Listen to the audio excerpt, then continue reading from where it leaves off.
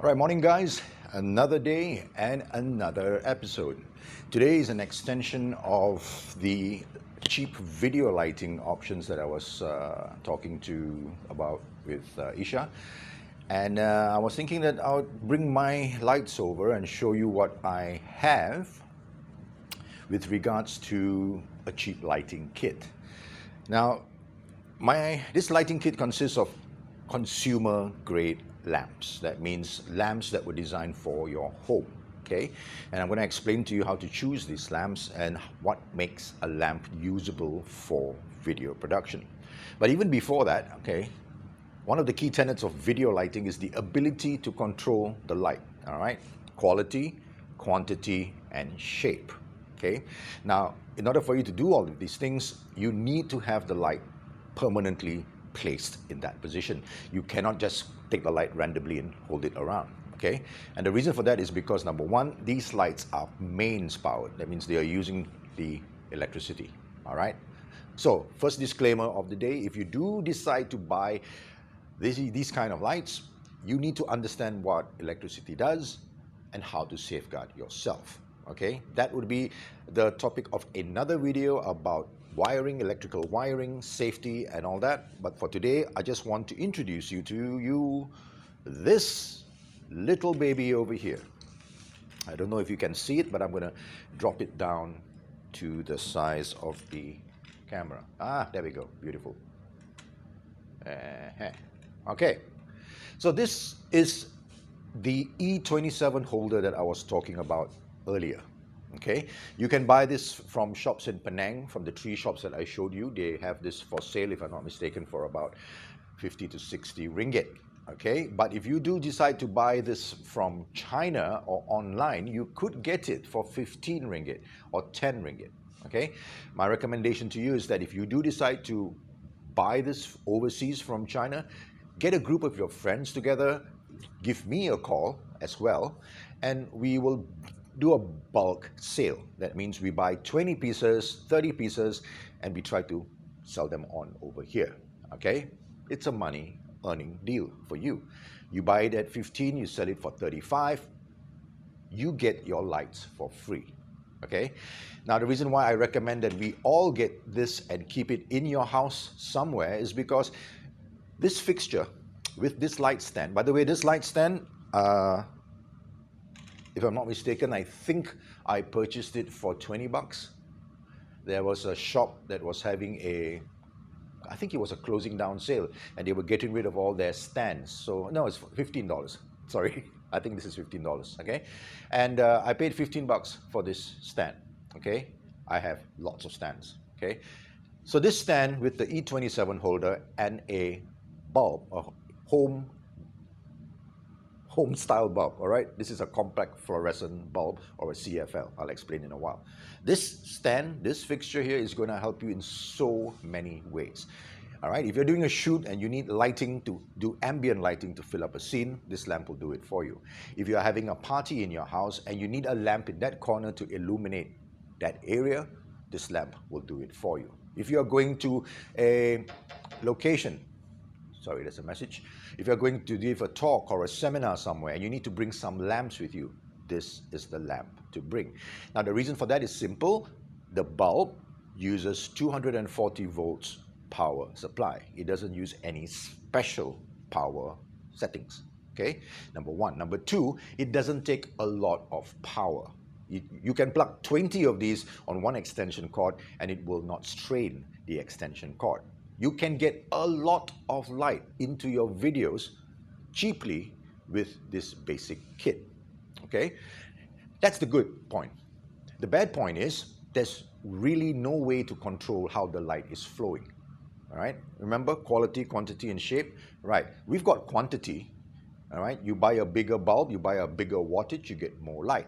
But we can't shape it. We can't push it in the right direction. We can't block the light. Okay. So, to complement that, you also may want to purchase something like this. Okay, I don't know if you can see it, but I'm just going to show you. The stand is the same stand. By the way, guys, light stands are industry standard. You buy one light stand, the heads will fit everything. Okay, if you buy a light stand where the head is different, that's not a light stand. I don't know what stand that is. It's a speaker stand maybe, or a mic stand. Okay, but if you're buying a light stand, the heads will fit. Now this particular light fixture, I bought as part of a kit. All right, there were 3 of these that I have. Unfortunately, or fortunately, I had a customer who wanted some for his shop. So I sold him the other 2 and I kept 1 for myself, okay? Because basically all you need is just this, a directional light for your key and a single bulb for your ambient or your background or even a fill. I'll show you in a while how I set it up. Now this lamp is special because it has 4 bulbs. That's right, folks, 4 bulbs. That's 4 times the power, and it's fantastic. All right, you will notice that one of those bulbs is missing. That's where it went. All right, I don't have to have 4. I can use just 1. I can use just 2. All right, it doesn't matter. But what I like about this fixture is that it has switches at the back. See these 2 switches, which will turn the lights into a full power unit, which is 4 bulbs, or a half power unit, which is 2 bulbs, right? You've got some control. That's fantastic, okay? There is also a softbox, which is over here, and this is the shaping part of your lighting kit. You don't want the light to fly out all over the place and tarnish the rest of the scene. You want the light to be contained and sent away in a controlled fashion. That's what a softbox is for, all right? Now, if I leave it like this without this scrim, this is called a scrim or a diffusion material, the light can be quite harsh. Good. Remember, harsh lighting is not bad. It's just a style. So we have a harsh source. I could then put this soft light plug, this diffusion, all right? And basically it just drapes over the softbox like this. I don't even have to close it up. I just hang it like that. And you get a very nice soft light. Now, I'm going to set this all up in a while, and maybe I'll do a time lapse so that you can see how the light affects. I'm going to turn off all the lights in the lab and see what this thing can do. But before we get there, I want to talk a little bit more about the bulbs. And this is the one that confuses a lot of people, because a lot of people have this misconception that you can only get professional quality lighting with professional quality equipment. That is an utter load of rubbish. Professionalism isn't about what you buy or what you use. It's about what you deliver to your customer. If you know what you're doing, you can use even a candle and shoot a video, and it will be professional grade, okay? It's about production value, it's about content, it's about delivery, it is about pizzazz, it is about being cool. Look at the way I'm talking to you right now. I am not stuttering, I am not stammering. I don't know what I'm going to say, and every word that comes out of my mouth is going to be based on something that I formulated 3 seconds before. Okay? That requires rehearsal, that requires a little bit of forethought. It also requires a mastery of the skill sets that you need. For me, it's speaking, it's English. I am decent at that. Okay? I've been a presenter for decades, I've been an MC for decades, most importantly, I've been a copywriter for decades. So writing, thinking, speaking is part of my life. Today, I'm an educator, so I'm helping you decide whether this kit is good for you. So let's get down to the nitty-gritty. I'm going to unscrew this so that you can see what I'm talking about. This is an E27 plug. That's an E27 socket. This is what you get in your houses. If you go to Tesco, if you go to any lighting shop and you tell them, I want a screw-in bulb, they will reach into the shelf, pull out a bulb. That would be an E27, okay? Now, unfortunately, it's not written anywhere whether it is an E27 because this is from China. But if you buy a bulb from Osram, Philips, and a few other GE, for example, all of these things will be written down on the bulb for you, okay? Now, I don't know if you can see this. Yeah, but all bulbs will have ratings and numbers. Now, your job is to understand the ratings and numbers. So the first thing I'm going to read out to you is the wattage, which is denoted with a big capital W. This is a 36W bulb, 36 watts. Okay, this unit here has got 3 of those. So if you add it all up, 369, that is equivalent to a 100-watt single bulb. Okay, the more wattage you have, the more light output you have. Simple. Okay, you want more power, buy more watts, right? Yeah, the problem with this is a compact fluorescent light. All right, I'm going to get technical a bit, so let me explain. All the bulbs in your house that have tubes, like the one up there and up here, contain a tube, all right, which is coated with a phosphorus or a fluorescent material, a powder, okay? When you turn the light on, a very high discharge of electricity is sent through that gas, igniting the phosphorus and making it glow. Okay, that's why these are called fluorescent bulbs. They fluoresce, they glow. Okay, the advantage of that is it doesn't require a lot of power to keep it running, number one. Number two, it doesn't generate a lot of heat. You can put your hand on this bulb for about 10 minutes and it'll get toasty and warm. It won't burn your skin. The problem is they don't make very high wattages of these bulbs. You cannot buy a 1,000-watt fluorescent bulb. Maybe you can, but not for home purposes. So to get more wattage, more power, you're going to need a fixture like this, all right, where you can actually put more bulbs together and send out more light. Now, before I bought this, I literally made my own lighting kit when I was first starting off. Again, like I said, I wasn't born rich. And even if I was born rich, my parents taught me to go and make stuff rather than buy stuff. Okay? And this was in the 80s and 90s. More importantly, in the 80s and 90s, all of these things weren't invented yet. So yeah, you can make this stuff. There are tons and tons of tutorials and plans on the internet to make this happen for you. Cool? All right, sorry guys, sorry for that interruption there. I think my phone needs to be recalibrated or resetted because it just died. Well, the camera app just died and I had to restart it again. So I need to figure out what is happening. I suspect that I set the data rate for my video clip to too high. And what is happening here is that my phone is running out of memory space. Anyway, I've dropped the data rate down to a very, very low setting. I hope that the image quality is just as good or maybe slightly less sharp. But now I can get on with recording a longer segment for you. So as I was saying, these bulbs, well, if you want more power, you got to go and buy a fixture like this, or you need to make one.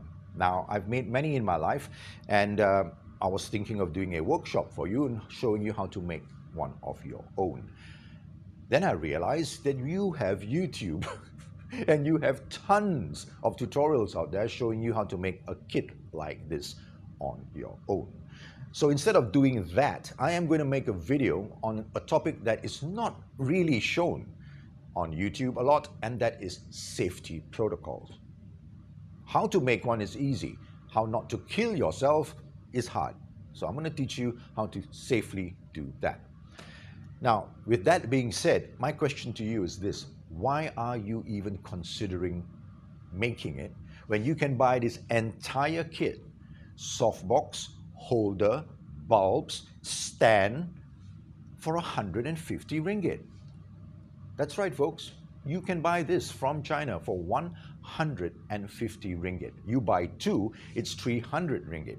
And the amount of light that this guy can output is staggering. Yes, you don't have much control over the light. Yes, the quality of the light may not be as good as other video products. The good thing is, you now are going to learn how to make these lights as good as other products.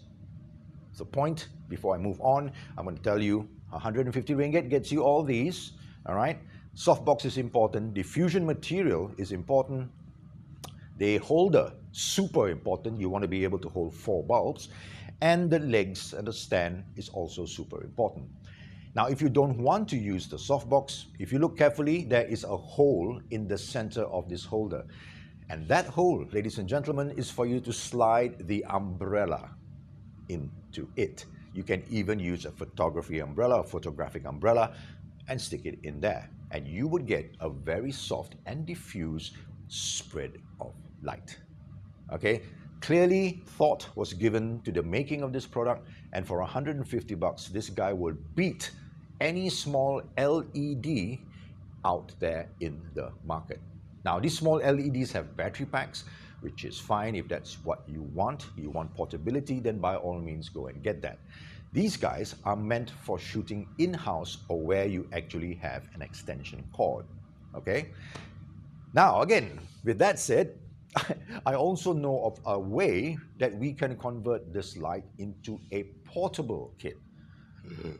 Unfortunately, that will require you to learn a little bit about electricity, wiring, AC, DC. So I'm going to put that tutorial into another video after you learn about wiring. Okay? Today, we're just going to learn what this is, and how to make them work for you and how they are affordable. Let me do a run through about pricing. Let's say that these are $25 stands. So that's $25 a stand, this whole thing's 150 bucks. So let's just leave it at 150, all right? This stand is 25, so now it's 175. This fixture here could be, you could get it, I think about 30 bucks. So we're looking at a total investment for these two lights of 200 ringgit. 200 ringgit, guys, and you get a studio. Versus 200 ringgit and you get one small little Tinker Toy LED. You decide, okay? There's no right, there's no wrong. It's all about your application. It's all about your requirements and what you want from your lights. Right, so before I set them up and before we do a time lapse so that you can see how the light takes shape, I want to talk about these bulbs.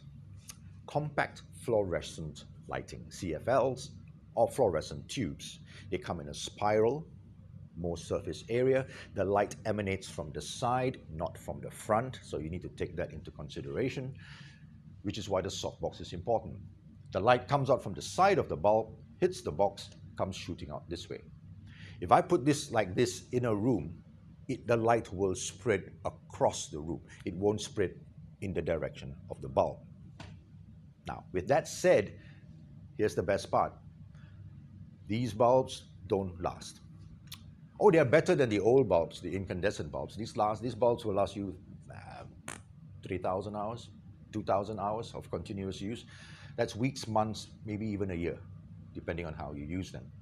But if you were to go to Tesco and buy an LED bulb, yeah, they sell something like this, but it's LEDs, all right?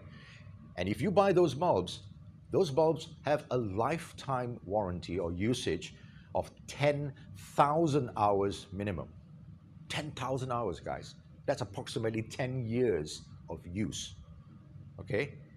This whole stand will break within 10 years, but that bulb will still be running, number one. Number two, those bulbs are super efficient. LED bulbs are super efficient. They don't get hot at all, all right? You could put an LED bulb in, screw it in, leave it on for 3 hours, and come back and touch it like this, and it'll just be toasty and warm, okay? More importantly, those bulbs are front-facing. They're not designed like this, okay? I forgot to bring one today, dummy. But maybe in the next set of videos, I'll reassemble this set with LED bulbs to show you just how practical they are, all right? So if you want directional light, you could put a LED bulb. You could get the highest wattage that you can. The highest wattage that I found for an LED bulb was 40 watts. Mind-blowingly bright for a household fixture, all right? So yeah, that is an option for you. But here's the magic. What's the magic? The magic criteria for making these bulbs work. And the criteria here is their color. Yes, folks, these are supposed to be white light bulbs, but even white light has color shifting. And at this point in time, we jump into the introduction of the Kelvin Scale. Yeah, I'm just kidding. We'll do Kelvin Scale another day, okay? It's boring, it's tedious, I don't want to do that right now. Suffice it to say that light fixtures have basically 3 types of light, okay? Bear with me. You have some lights that are called daylight. Daylight is the light quality is equivalent to the outside sunlight. That means it's daylight. It matches the daylight, right? Okay. Then you have something called warm lighting or incandescent, where the bulbs are a little bit orange, a little bit orangey, a little bit warm. Okay, we don't call them orangey, we call them warm lighting. Okay, now according to the Kelvin scale, if you're looking at a Kelvin scale, I don't know whether, I think it'll be on the right here. This portion of the scale is warm lights. The center portion is daylight, and the portion higher up the scale is cold lighting or blue light. Okay, which is what these normal fluorescent bulbs are. They are a little bit green, a little bit bluish green, and they are a little bit colder.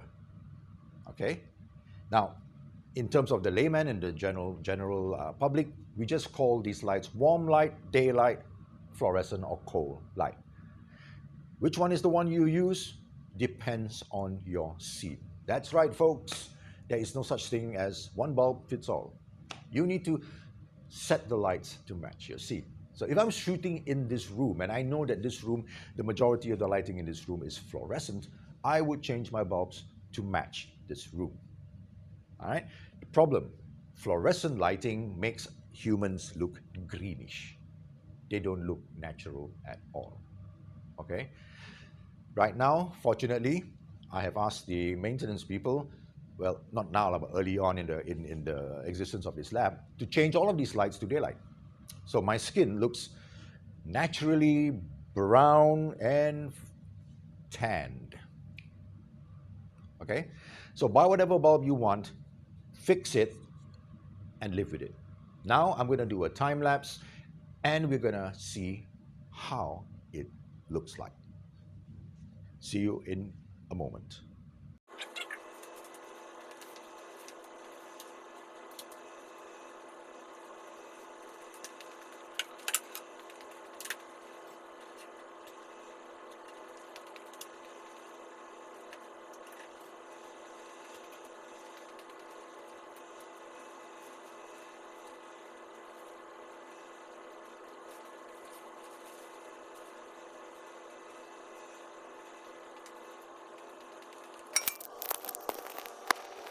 Set up a very basic scenario over here, and I'm gonna just place my lights like that,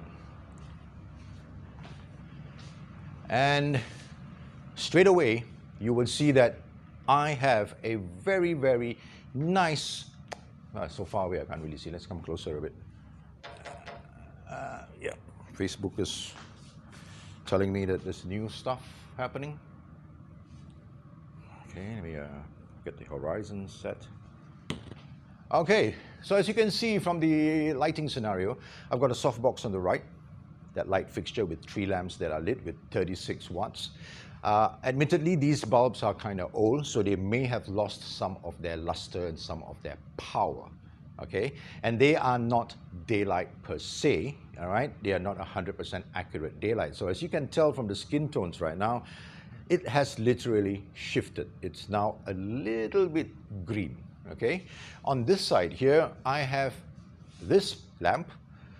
We call these lamps naked bulbs, and it is providing me with fill lighting on this side. I'm going to turn it off just to see what a 2-light and a single light setup does. This is a 2-light setup, key light, fill light. This is a single light setup, key light. If I turn that off, no light. Yeah, you can't shoot video with no light, right?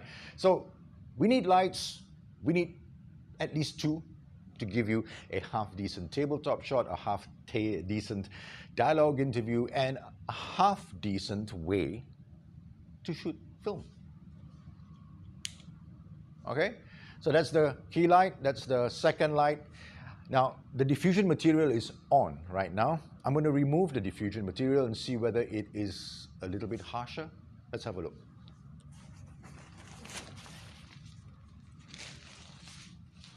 There you go. The diffusion material has come off. The light definitely has become harsher, but still not as harsh as a single point light source. There are 4 lights over there. I don't know if you can see it. I'm just going to take the camera. I'm going to set the aperture to automatic, or maybe slightly darker. Can't see. Bloody hell. Damn. Hold on. There you go. 3 light fixtures. Notice there's one empty hole over there. Please remember that that is live. Do not stick your finger in that. Okay?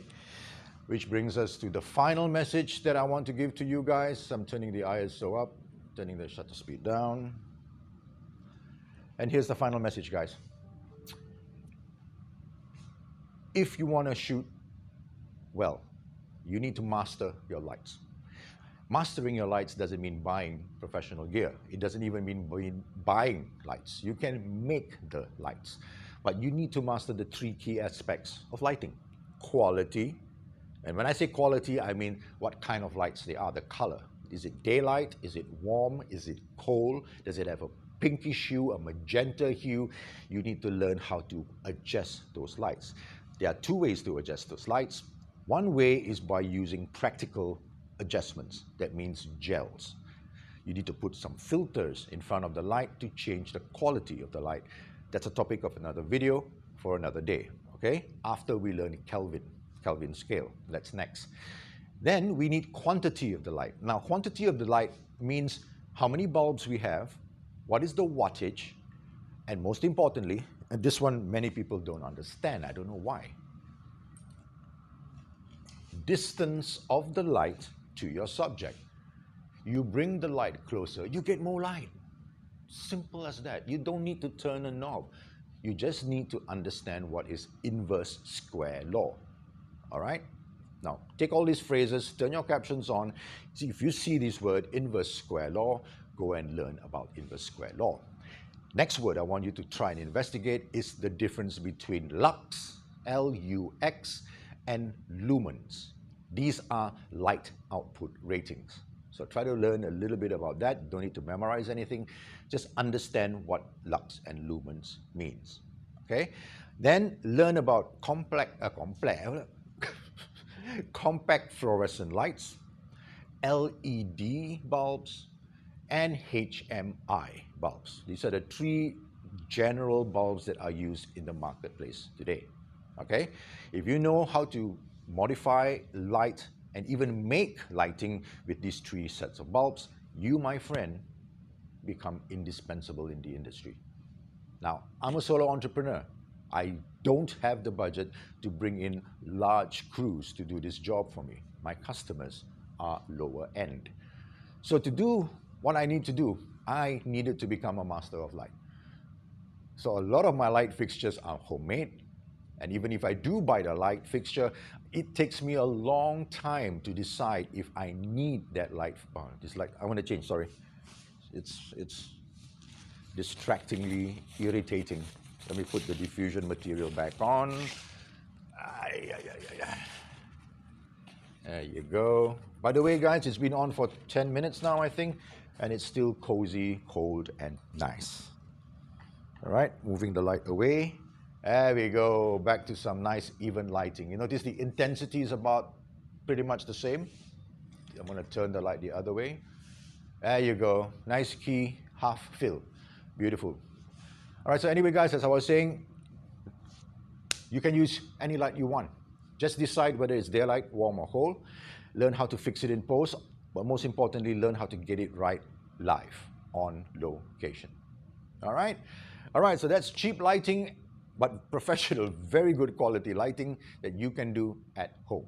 All right? If you want to do this and you want to buy this kit and you're not sure, again, shoot me a WhatsApp message and I will help you source for them.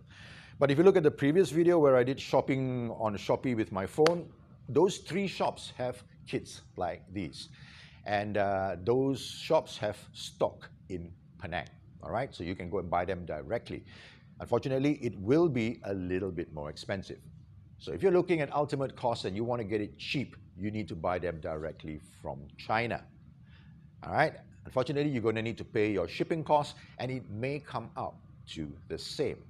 So my advice to you is this. If you're buying from China and you want to get it cheaper, get some friends together and ask your friends to buy in bulk with you, 10 to 20 pieces. Your shipping costs come down. All right. If you need someone to help you along the way or to share with you purchases, I'm always game to buy some for myself and for my friends and for my partners in KL. So let me know. We can work something out. All right, thank you. This is a fairly long video. I'm going to go and edit, post it, and send it up. And then I'm going to go and talk about some other key aspects, maybe Kelvin scale and the computer monitor. There was a computer monitor that I purchased yesterday, and I showed you two ways. Now I'm going to show you how to calibrate it and how to set it up for your computer use. See you later. Adios.